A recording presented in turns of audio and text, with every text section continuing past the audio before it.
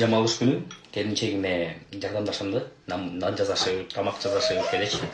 Анан азыр нан жасайын деп атам. Бул жакты майлап коебуз, нан жабышып калбаш үчүн.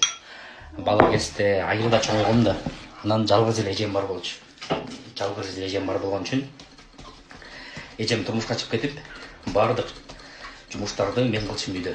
Апама жардамдашып, апам бак-баттан ооруп кала берчи, бели, анан үйдөгү жумуштарды өзүм кылып койчумун да. Сыртка чыгып, уй кайтарып, чөп салып, малдарды карап, үйгө келип нан жасап, тамак жасап, баарын өзүм кылып койчумун. Ошол каналымды көрсөңүздөр болот. Мындай болду. Азыр буну отко коебуз. Мынтип отко салабыз духовкага.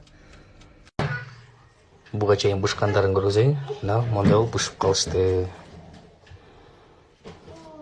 Нанды салып коюп, эми балыкты баштайбыз. Бүгүн балыкты картошка менен кошо духовкага салам.